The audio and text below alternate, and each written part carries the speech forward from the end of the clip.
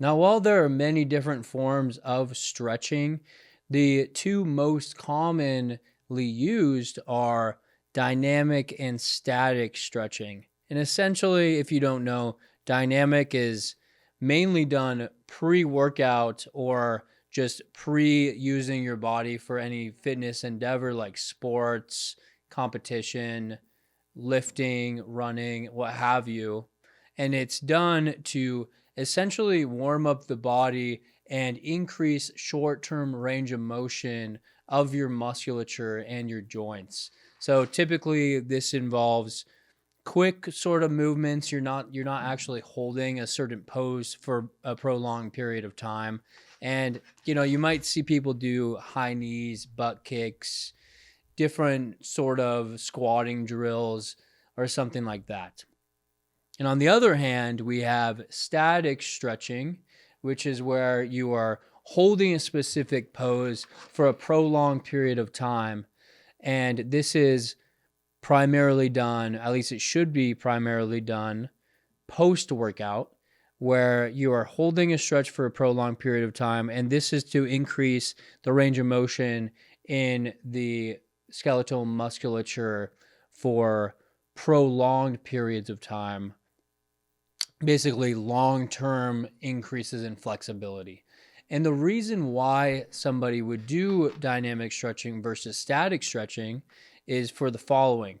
Dynamic stretching is used to warm you up to prevent future injury risk and prevent unwanted negative side effects of your training. And it can also increase, you know, how well you can perform. A lot of the times, if you have tight hips or a tight muscle of any sort, then it may be difficult to do certain things and it may impair your form going forward. And on the other hand, with static stretching, people are doing this to decrease the risk of injury, but also improve long-term range of motion so that maybe you can get deeper in a squat. Maybe you can be able to do the splits. And both of these options also increase blood flow, which is very important for muscular recovery, for strength, for hypertrophy, for all these things. However, today we are going to be focusing on exclusively the static stretching side of things. And just like with anything, there are certain parameters that need to be met to achieve the optimum or optimal results that you may be seeking. Because after all, who wants to be just like mindlessly doing random stretches and hoping for the best? If we're hitting these specific parameters that I'm about to mention, then you are going to get much more robust gains out of your static stretching. So essentially what you want to be doing is 30 to 60 seconds of a hold per stretch. The research is pretty clear that 30 versus 60 seconds is relatively the same in the amount of benefits that you derive out of each. And therefore, I typically do 30 seconds a stretch. Now, beyond that, you want to be hitting a frequency of at least 5 times a week. In other words, you want to be doing it, for example, Monday through Friday, one time a night. So at least 5 out of the 7 days a week, but you could do more. You could do 7, you could do multiple times a day. You probably would get marginally better results. I don't know if it would be anything that's relatively crazy, but there is that if you would like to further stretch, more. You essentially want to be doing at least 2 to 3 sets per body part. So for example, if you're doing an overhead tricep stretch, then you would likely be doing 2 to 3 rounds of 30 to 60 seconds, and then you would be done for that muscle group for that given day. Now, you would obviously repeat this each and every day for at least 5 times throughout the week. And then you also wouldn't be doing 30 seconds, rest for a couple seconds, and then do it again. Give the body part at least a little bit of time to recuperate, to recharge before you stretch it again. And I have found that the more sets you do, the deeper the stretch can become. So you can actually get further increases in your flexibility, at least in the short term and possibly the long term, if you're doing more sets a day. Now, you wouldn't want to be doing a ton of sets a day, but 3 seems to be a good rule of thumb, 2 to 3. And what I like to do is I like to intersperse it with other body parts to save time. So you kind of be supersetting these body parts or just doing multiple in a row. Now for my current routine, I like to start with the upper body and work my way down. There is no optimal way to approach the order of things. You can just kind of play around with it and do whatever you see fit. But I think that a strategic way to go about it would be doing opposing muscle groups or muscle groups that go easily well with each other. So for example, I am starting with my triceps. I'm doing a tricep stretch, and then I'm supersetting that with an upper trap stretch, just because they're both relatively easy and relatively can be done similarly or the same. Now you can, as far as the specific stretching pose is concerned, do whatever you feel the best stretch out of, whatever you like the best. I think that that's key. After all, we need to be able to have fun with this because this needs to become a habit that is incorporated into your daily life, into your daily routine. So it's very important that you are actually enjoying your stretching or mobility protocol. But some alternatives to this tricep stretch could be something like you could have a band or a bar that you are grabbing from behind your head so that you can do both at the same time. You could lean into something. Anything that is bringing your arm behind your body like that is going to provide a great stretch. Next, I move on to the upper torso with a bicep stretch. And I really like this one because you can be pushing against the floor in this case and really kind of hyperextend and get a deeper stretch than you probably would before.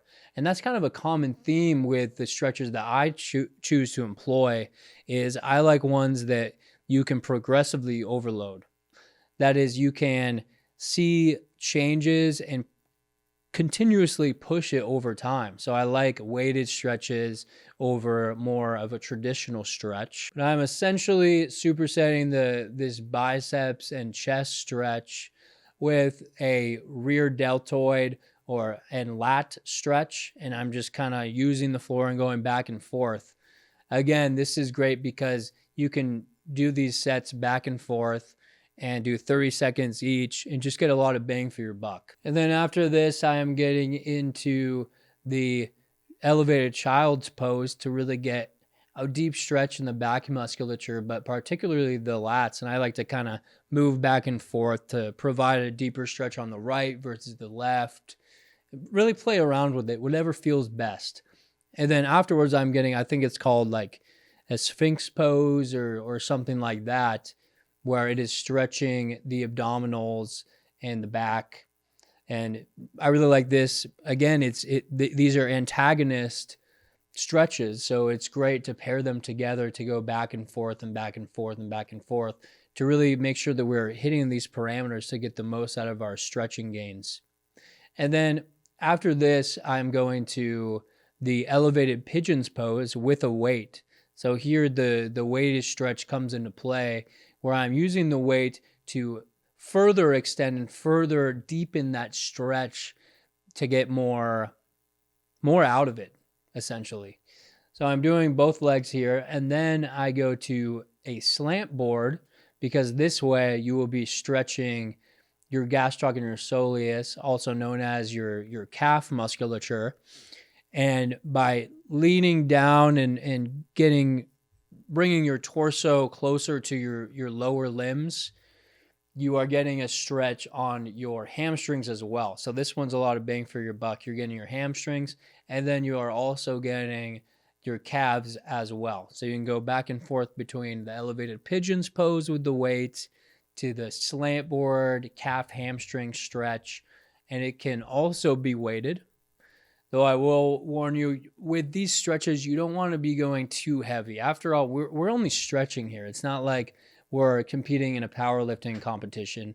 This is just to increase our long-term flexibility and range of motion as a whole, and just get some great limberness and reduce injury risk.